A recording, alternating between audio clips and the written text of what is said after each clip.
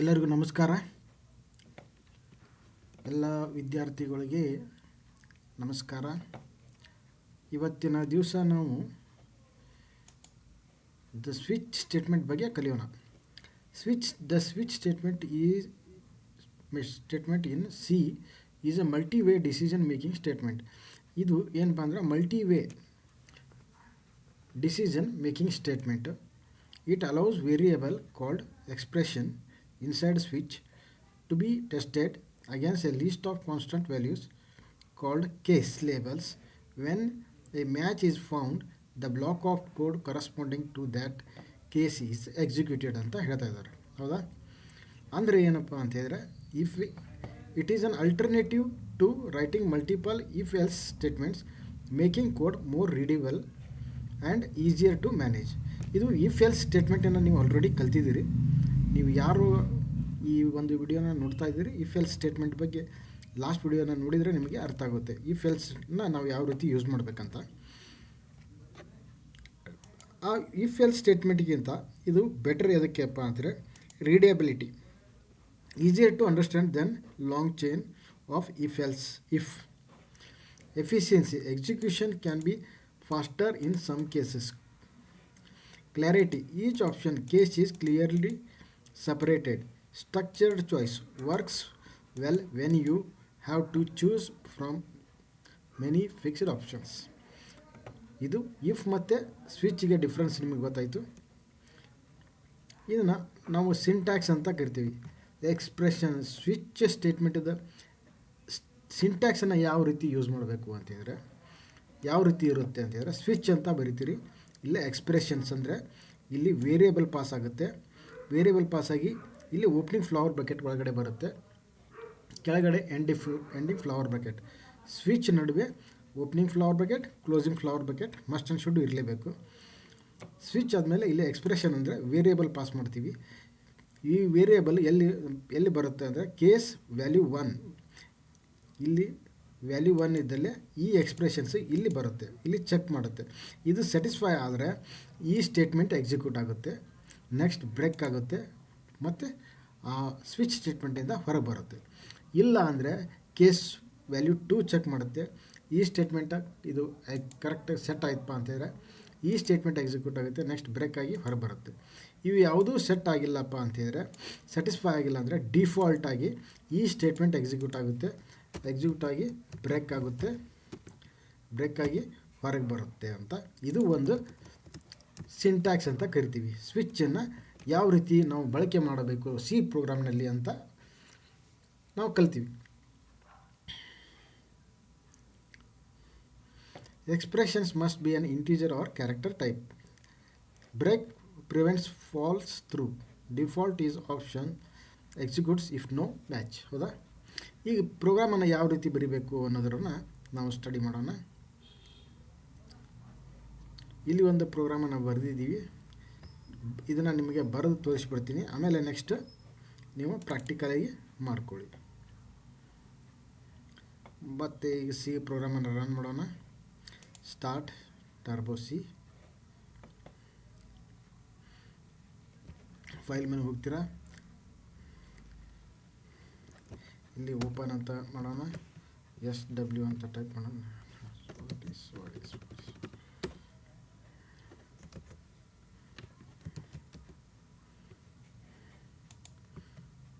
SW ಅಂತ. ಹೌದಾ? ಇಲ್ಲಿ ಒಂದು ಪ್ರೋಗ್ರಾಮನ್ನು ಬರೆದಿದ್ದೀವಿ, ಆಲ್ರೆಡಿ ಬರೆದಿದ್ದಿದೆ. ಇಲ್ಲಿ ಅಂಡರ್ಸ್ಟ್ಯಾಂಡ್ ಮಾಡ್ಕೊಳ್ಳಿ, ಇಂಟ್ A, B ಅಂತ ನಾವು ಎರಡು ವೇರಿಯೇಬಲನ್ನು ಡಿಕ್ಲೇರ್ ಮಾಡಿದ್ದೀವಿ. ಇಲ್ಲಿ ಸಮ್ ಅಂತ ಒಂದು ವೇರಿಯೇಬಲನ್ನು ತೆಗೆದುಕೊಂಡಿವಿ, ಚಾಯ್ಸ್ ಅಂತ ಒಂದು ವೇರಿಯೇಬಲನ್ನು ತೆಗೆದುಕೊಂಡಿವಿ. ಈ ಪ್ರೋಗ್ರಾಮನ್ನು ಎದಕ್ಕೆ ಬರಿತಾ ಇದ್ದೇವೆ ಅಂದರೆ, ಈ ರೀತಿ ನಮಗೆ ಒಂದು ಮೆನು ಡಿಸ್ಪ್ಲೇ ಆಗಬೇಕು. ಎಡಿಷನ್ನು, ಸಬ್ಟ್ರಾಕ್ಷನ್ನು, ಮಲ್ಟಿಪ್ಲಿಕೇಷನ್ನು, ಡಿವಿಷನ್ನು, ಈ ಥರ ಒಂದು ಮೆನು ಬಾರ್ ಡಿಸ್ಪ್ಲೇ ಆಗುತ್ತೆ. ಆ ಮೆನು ಬಾರ್ ಡಿಸ್ಪ್ಲೇ ಆಗೋಕ್ಕಿಂತ ಮೊದಲು 2 ನಂಬರನ್ನು ಗೆಟ್ ಮಾಡಲಿಕ್ಕೆ ಕೊಡುತ್ತೆ. ಎಂಟರ್ ಎನಿ 2 ನಂಬರ್ಸ್ ಅಂತ. ಇಲ್ಲಿ 2 ನಂಬರ್ನ ಗೆಟ್ ಮಾಡಿದ್ದೀವಿ, %D A ಮತ್ತು B. ಈ ವೇರಿಯೇಬಲ್ನಲ್ಲಿ 2 ವ್ಯಾಲ್ಯೂಸನ್ನು ನಾವು ಗೆಟ್ ಮಾಡ್ತೀವಿ. ಗೆಟ್ ಮಾಡಿದ್ಮೇಲೆ ಈ ಒಂದು ಮೆನು ಬಾರ್ ಡಿಸ್ಪ್ಲೇ ಆಗುತ್ತೆ. ಎಡಿಷನ್ನು, ಸಬ್ಟ್ರಾಕ್ಷನ್ನು, ಮಲ್ಟಿಪ್ಲಿಕೇಷನ್ನು, ಡಿವಿಷನ್ ಅಂತ. ನಾವು ಇಂತಲ್ಲಿ ಎಂಟರ್, ಆಮೇಲೆ ನೆಕ್ಸ್ಟ್ ಎಂಟರ್ ಯುವರ್ ಚಾಯ್ಸ್ ಅಂತ ಕೊಡುತ್ತೆ. ಈ ನಂಬರಲ್ಲಿ ಕಾಣುವಂಥದ್ದು ಒಂದೇದು 1 ಅಂತ ಪ್ರೆಸ್ ಮಾಡಿದರೆ ಅಡಿಷನ್ ಆಗುತ್ತೆ, 2 ಅಂದರೆ ಸಬ್ಟ್ರಾಕ್ಷನು, 3 ಅಂದರೆ ಮಲ್ಟಿಪ್ಲಿಕೇಷನ್, 4 ಅಂದರೆ ಡಿವಿಷನ್ ಆಗುತ್ತೆ. ನೆಕ್ಸ್ಟ್ ಇಲ್ಲಿ ನೀವು ಚಾಯ್ಸನ್ನು ಎಂಟ್ರಿ ಮಾಡಿದ್ಮೇಲೆ ಆ ಚಾಯ್ಸು ಇಲ್ಲಿ ಒಳಗಡೆ ಬರುತ್ತೆ, ಸ್ವಿಚ್ ಒಳಗಡೆ ಬರುತ್ತೆ. ನೀವು ಒಂದೇ ಆಪ್ಷನನ್ನು ಚಾಯ್ಸ್ ಮಾಡಿದರೆ sum equal to a plus b ಆಗುತ್ತೆ. a ಪ್ಲಸ್ ಬಿ ಎಡಿಷನ್ ಆಗಿ printf sum of percentage d plus percentage d equal to percentage d ಅಂದರೆ a, b, ಸಮ್ ಆಗಿ ಪ್ರಿಂಟಾಗಿ ಹೊರಗೆ ಬರುತ್ತೆ, ಬ್ರೇಕ್ ಆಗುತ್ತೆ. ಇನ್ ಕೇಸ್ ಅಕಸ್ಮಾತ್ ನೀವು ಆಪ್ಷನ್ ಕೇಸ್ 2 ಚಾಯ್ಸ್ ಮಾಡಿದರೆ ಇಲ್ಲಿ ಸಬ್ಟ್ರಾಕ್ಷನ್ ಆಗುತ್ತೆ, ಸಬ್ಟ್ರಾಕ್ಷನ್ ಆಗಿಬಿಟ್ಟು ಹೊರಗೆ ಬರುತ್ತೆ. ಕೇಸ್ 3 ಡಿವಿಷನ್ ಆಗುತ್ತೆ, ಡಿವಿಷನ್ ಆಗಿಬಿಟ್ಟು ಹೊರಗೆ ಬರುತ್ತೆ. ಕೇಸ್ 4 ಮಲ್ಟಿಪ್ಲಿಕೇಷನ್ ಆಯಿತು, ಡಿವಿಷನ್ ಆಗಿ ಹೊರಗೆ ಬರುತ್ತೆ. ಈಗ ನೀವು 1 to 4 ಬಿಟ್ಟು 5 ಅಂತ ಎಂಟ್ರಿ ಮಾಡಿದ್ರಪ್ಪ ಅಂದರೆ ಅದೇನು ಹೇಳುತ್ತೆ, invalid choice enter between 1 to 4 number ಅಂತ ಹೊರಗೆ ಬರುತ್ತೆ. ಹೌದಾ? ಇದು ಒಂದು ಪ್ರೋಗ್ರಾಮ್. ಕರೆಕ್ಟಾಗಿ ಅಂಡರ್ಸ್ಟ್ಯಾಂಡ್ ಮಾಡ್ಕೊಳ್ಳಿ. ಈ ಪ್ರೋಗ್ರಾಮನ್ನು ಅಂಡರ್ಸ್ಟ್ಯಾಂಡ್ ಮಾಡಿಕೊಂಡು ನೀವು ನೋಡ್ಕೊಳ್ಳಾರ್ದೇ ಬರೀಲಿಕ್ಕೆ ಟ್ರೈ ಮಾಡಬೇಕು, ಅಂದಾಗ ಮಾತ್ರ ನಿಮಗೆ ಬರಲಿಕ್ಕೆ ಬರುತ್ತೆ. ಯಾವ ಪರ್ಟಿಕ್ಯುಲರ್ ಕಮಾಂಡ್ ಯಾವ ವರ್ಕಿಗೆ ಯೂಸ್ ಆಗುತ್ತೆ ಅನ್ನೋದನ್ನು ಅಂಡರ್ಸ್ಟ್ಯಾಂಡ್ ಮಾಡ್ಕೊಳ್ಳೋದು ಭಾಳಷ್ಟು ಇಂಪಾರ್ಟೆಂಟ್. ಈಗ ಪ್ರೋಗ್ರಾಮನ್ನು ರನ್ ಮಾಡ್ತೀನಿ.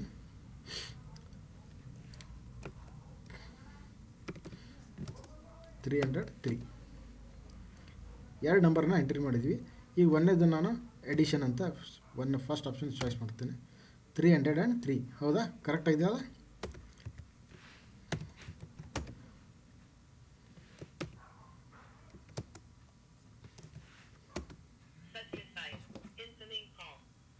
ಈಗ 2 ಆಪ್ಷನ್ ಚಾಯ್ಸ್ ಮಾಡ್ತೀನಿ.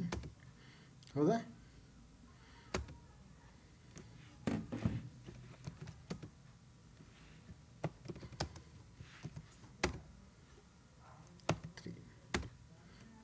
ಕರೆಕ್ಟ್ ಇದೆಯಲ್ಲ ಮಲ್ಟಿಪ್ಲಿಕೇಷನ್ನು?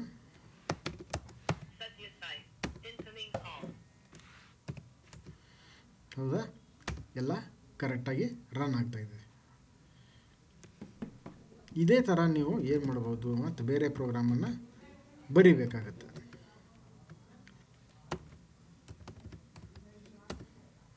ಇನ್ನೊಂದು ಪ್ರೋಗ್ರಾಮ್ ಬರೆದಿದ್ದೀವಿ ಇಲ್ಲಿ,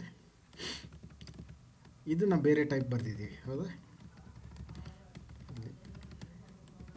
ಇದನ್ನು ಬೇರೆ ಟೈಪ್ ಬರೆದಿದ್ದೀವಿ. ಇರಲಿ, ಇದನ್ನು ನಾವು ಏನು ಮಾಡೋಣ, ಪ್ರೋಗ್ರಾಮನ್ನು ಎಂಟರ್ ನಂಬರ್ ಅಂತ ಕೊಡೋಣ. ನಂಬರ್ ಇಲ್ಲ, ಬೇಡ ಅಂದರೆ ಕ್ಯಾರೆಕ್ಟರನ್ನು ತೆಗೆದುಕೊಳ್ಳೋಣ. Character CH. ಇಲ್ಲಿ ಕೆಳಗಡೆ ಏನು ಮಾಡೋಣ, print F 1 Bombay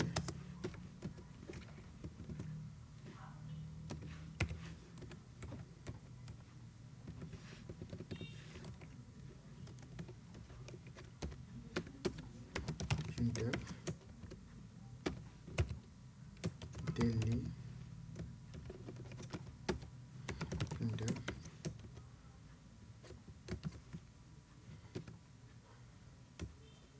Pune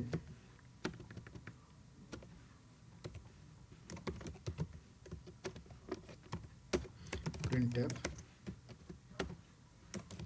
Hyderabad. Next ಏನು ಮಾಡೋಣ, ಇದಾದಮೇಲೆ ಇಲ್ಲಿ ಸ್ಟಾರನ್ನು ಪ್ರಿಂಟ್ ಮಾಡೋಣ. ಇದು ಎದಕ್ಕೆಪ್ಪ ಅಂತ ಹೇಳಿದ್ರೆ ಸ್ಟಾರ ಚೆಂದ ಕಾಣಲಿಕ್ಕೆ, ನಮ್ಮದು ನೀಟಾಗಿ ಕಾಣಲಿಕ್ಕೆ ಅಂತ ಮಾಡಿದ್ದೀವಿ. ನೆಕ್ಸ್ಟ್ ಎಂಟರ್ ಯುವರ್ ಚಾಯ್ಸ್ ಅಂತ ಕೊಡೋಣ. ಇಲ್ಲಿ %CH ಅಂತ ಕೊಡೋಣ. ನೆಕ್ಸ್ಟ್ CH ಗೆಟ್ ಮಾಡಿದ್ದೀವಿ, ಇಲ್ಲಿ CH ಪಾಸ್ ಆಗುತ್ತೆ. ಇಲ್ಲಿ CH ಈಕ್ವಲ್ ಟು ಏನಾಗುತ್ತೆ, B ಅಂತ ಎಂಟ್ರಿ ಮಾಡಿದರೆ ಇಲ್ಲಿ ಇನ್ವರ್ಟೆಡ್ ಕಾಮದಲ್ಲಿ ಕೊಡಬೇಕು ನೀವು B. ಹೌದಾ? B you are selected for Bombay tour ಅಂತ ಕೊಡೋಣ.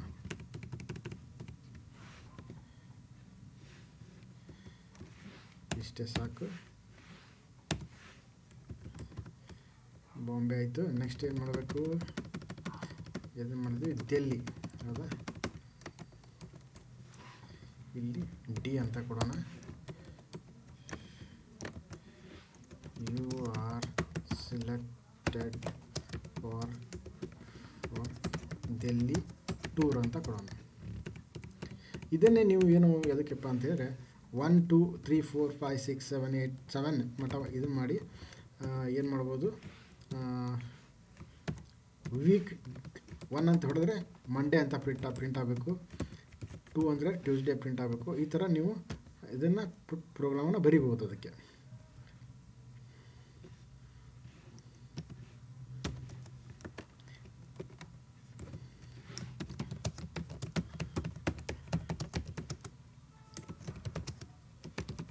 ಇಲ್ಲಪ್ಪ ಅಂದರೆ ನೀವು ಎಂಟರ್ ದಿ ಕಲರ್ ನೇಮ್, ನೀವು ಇದನ್ನು ಮಾಡಿದಿರಲ್ಲ ಇದರೊಳಗಡೆ ಇಫ್ ಸ್ಟೇಟ್ಮೆಂಟಲ್ಲಿ enter the colour name, P ಅಂತ ಡಬ್ಲ್ಯೂ ಅಂತ ಎಂಟ್ರಿದ್ರೆ ವೈಟ್ ಅಂತ ಪ್ರಿಂಟ್ ಆಗಬೇಕು. ಈ ಥರನೂ ನೀವು ಅದನ್ನು ಮಾಡ್ಕೋಬೋದು.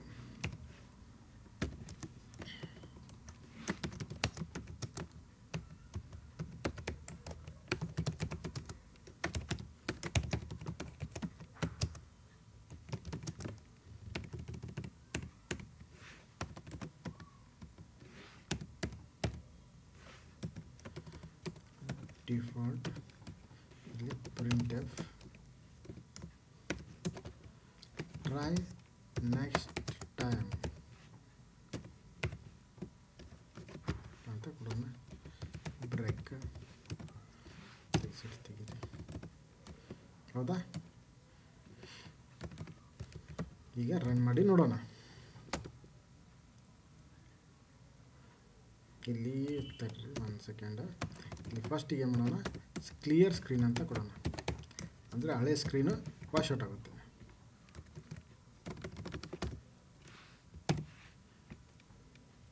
ಹೌದಾ. ಎಂಟರ್ ಯುವರ್ ಚಾಯ್ಸ್ ಅಂತ ಬಂತು. ಇಲ್ಲಿ ಬಿ ಅಂತ ಎಂಟ್ರಿ ಮಾಡೋಣ. You are selected for Bombay tour ಬಂತಲ್ಲ, ಕರೆಕ್ಟಾ. ಇಲ್ಲಿ ಸ್ಲ್ಯಾಶ್ ಅಂತ ಕೊಡೋಣ. ಇಲ್ಲಿ printf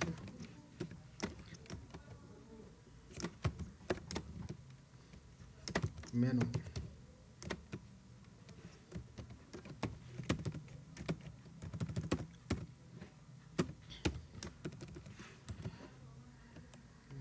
ಆಯಿತಾ. ಇಲ್ಲಿ ಲಾಸ್ಟಿಗೆ ಗೆಟ್ ಸಿ ಎಚ್ ಅಂತ ಕೊಡೋಣ. ಬಾಂಬೆ ಆಯಿತು. D Delhi, you are selected for Delhi tour. ಇಲ್ಲಿ ಎನ್ ಅಂತ ಕೊಡೋಣ. H, you are selected for Hyderabad tour. ಗೊತ್ತಾಯ್ತಲ್ಲ. ಈ ಥರ ನೀವು ಯೂಸ್ ಮಾಡ್ಕೋಬೇಕು. ಈಗ ನಾನು ಏನು ಮಾಡ್ತೀನಿ, ಕ್ಯಾಪಿಟಲ್ ಬಿ ಅಂತ ಎಂಟ್ರಿ ಮಾಡ್ತೀನಿ. ಟ್ರೈ ನೆಕ್ಸ್ಟ್ ಟೈಮ್ ಅಂತ ಬರ್ತಾಯಿದೆ, ಹೌದಾ. ಇದನ್ನು ನೀವು ಕರೆಕ್ಟಾಗಿ ಮಾಡಬೇಕು ಅಂತ ಹೇಳಿದರೆ ಇಲ್ಲಿ ನೋಡೋಣ. ಇಲ್ಲಿ ಆರ್ ಅಂತ ಕೊಟ್ಟರೆ ಕೊಡ್ಬೋದು, ಏನೋ ಗೊತ್ತಿಲ್ಲ, ನೋಡೋಣ. KS B ಈ ಥರ ಕೊಟ್ಟೆ ನೋಡೋಣ. ಎರರ್ ಬರ್ತಾಯಿದೆ. ಈಗ ಏನು ಮಾಡೋಣ, ಇದನ್ನು ಇಲ್ಲಿ ಈ ಥರ ಕೊಡೋಣ, ಹೌದಾ.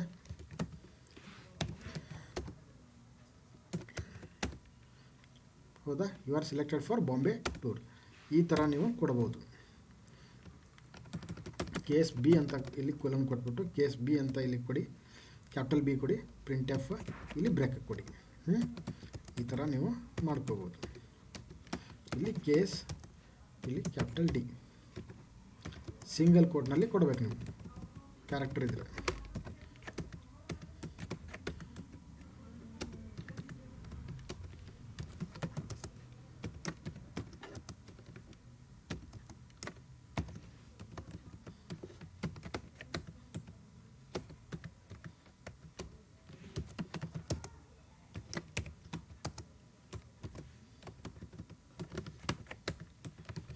ಗೊತ್ತಾಯ್ತಲ್ಲ.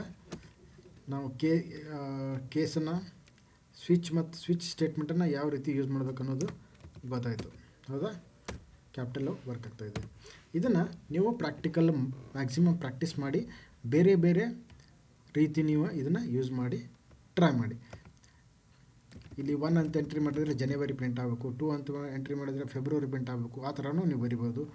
ಇಲ್ಲಪ್ಪ ಅಂದರೆ ಇಲ್ಲಿ ನಂಬರನ್ನು ಪಾಸ್ ಮಾಡಿ 1 ಅಂತ ನ್ಯೂಮ್ರಿಕ್ 1 ಅಂತ ಎಂಟ್ರಿ ಮಾಡಿದರೆ ನಂಬರ್ನಲ್ಲಿ ONE1 ಅಂತ ಪ್ರಿಂಟ್ ಆಗಬೇಕು ವರ್ಡಿಂಗ್ಸ್ನಲ್ಲಿ. ಇದಕ್ಕೆ ನೀವು ಪ್ರೋಗ್ರಾಮ್ಸನ್ನು ಸ್ವಿಚ್ ಕೇಸ್ ಸ್ಟೇಟ್ಮೆಂಟನ್ನು ಬಳಕೆ ಮಾಡ್ಕೋಬೋದು. ಓಕೆ, ಇದನ್ನು ಪ್ರಾಕ್ಟೀಸ್ ಮಾಡಿ ನೋಡಿ. ನೆಕ್ಸ್ಟ್ ಕ್ಲಾಸ್ನಲ್ಲಿ ಏನು ಮಾಡೋಣ, ನೆಕ್ಸ್ಟ್ ಕ್ಲಾಸ್ನಲ್ಲಿ ನಾವು ಫಾರ್ ಸ್ಟೇಟ್ಮೆಂಟನ್ನು ಕಲಿಯೋಣ. ಇಷ್ಟು ದಿವಸ ನೀವು ಏನೇನು ಕಲ್ತಿರಿ ಅಂತ ನಿಮಗೆ ಜಸ್ಟ್ ಏನಪ್ಪ ಅಂದ್ರೆ ಪ್ರಿಂಟ್ ಎಫ್ ಫಂಕ್ಷನನ್ನು ಕಲ್ತಿರಿ, ಹೌದಾ? ಪ್ರಿಂಟ್ ಎಫ್ ಫಂಕ್ಷನ್ನ ನೆಕ್ಸ್ಟ್ ಏನು ಕಲ್ತಿರಿ, ಪ್ರಿಂಟ್ ಎಫ್ ಆದಮೇಲೆ ಸ್ಕ್ಯಾನ್ ಎಫ್ ಕಲ್ತಿರಿ, ಆಮೇಲೆ ಏನು ಕಲ್ತಿರಿ, ಸ್ಕ್ಯಾನ್ ಎಫ್ ಆದಮೇಲೆ ವೇರಿಯೇಬಲ್ ಡಿಕ್ಲರೇಷನ್ ಕಲ್ತಿರಿ, ವೇರಿಯೇಬಲ್ ಅಸೈನ್ಮೆಂಟ್ ಕಲ್ತಿರಿ, ಆಮೇಲೆ ಎಡಿಷನ್ನು, ಸಬ್ಟ್ರಾಕ್ಷನ್ನು, ಮಲ್ಟಿಪ್ಲಿಕೇಷನ್ನು, ಡಿವಿಷನ್ ಯಾವ ಥರ ಮಾಡಬೇಕು ಅನ್ನೋದನ್ನು ಕಲ್ತಿರಿ. ಆಮೇಲೆ ಇಫ್ ಸ್ಟೇಟ್ಮೆಂಟ್ ಕಲ್ತಿರಿ. ಇಫ್ ಸ್ಟೇಟ್ಮೆಂಟ್ನಲ್ಲಿ ರಿಲೇಷನಲ್ ಆಪ್ರೇಟರ್ಸನ್ನು ಯಾವ ರೀತಿ ಬಳಕೆ ಮಾಡಬೇಕು ಅನ್ನೋದನ್ನು ಕಲ್ತಿರಿ. ನೆಕ್ಸ್ಟ್ ಸ್ವಿಚ್ ಸ್ಟೇಟ್ಮೆಂಟನ್ನು ಕಲಿತ್ರಿ. ಓಕೆ, ನೆಕ್ಸ್ಟಿಗೆ ಫಾರ್ ಸ್ಟೇಟ್ಮೆಂಟನ್ನು ಕಲಿಯೋಣ. ನೆಕ್ಸ್ಟ್ ಕ್ಲಾಸ್ನಲ್ಲಿ ಫಾರ್ ಸ್ಟೇಟ್ಮೆಂಟ್ ಕಲಿಯೋಣ. ಎಲ್ಲರಿಗೂ ನಮಸ್ಕಾರ. Thank you. Bye bye.